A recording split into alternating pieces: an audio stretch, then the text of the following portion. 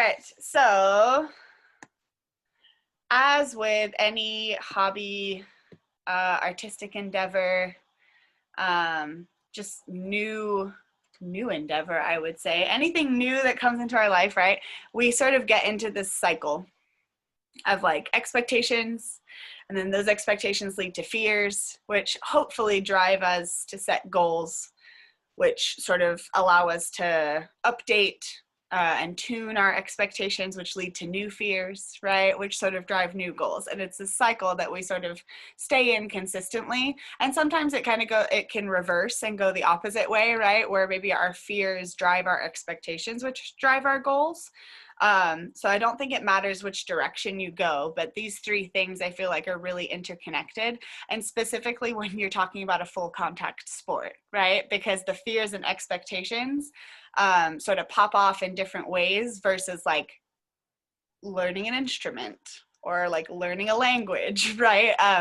Your fears are very much, I would assume, more bodily versus maybe more emotional, right? Like more like a fear of failure or something like that. And not that we don't have that with sports too, but I personally feel like the overt fear of like bodily harm can sometimes be a lot louder than some of the other smaller fears or quieter fears, but no less important. So what we're gonna do, did I make a slide for it? No, it's not working. Listen to me. Yes, okay. So we're gonna do sort of a letter to yourself to really kind of get to the heart of this. So you're gonna basically write a letter to your future self at the 6-week mark, right? So we're in week 2.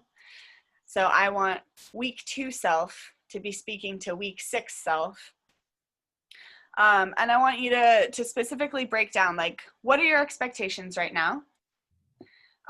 What are your fears and anxieties? Like, what is loudest for you about, as far as like the fears and the things that you are worried about? And it says right here, I mean, that can be about like participating, skating, like life in general, right? Like what's loud? What's really like front and center for you? And then we are going to use this information that you guys kind of write to yourself to drive some very specific goals. So that's the next step. I just want you to focus on these 2 components for right now. And you can phrase it as like a, you know, dear evil, dear widow, and like phrase it to yourself. It can be bullet points. Like there's no right or wrong way to do this. It can just be like word association even. It only has to make sense to you.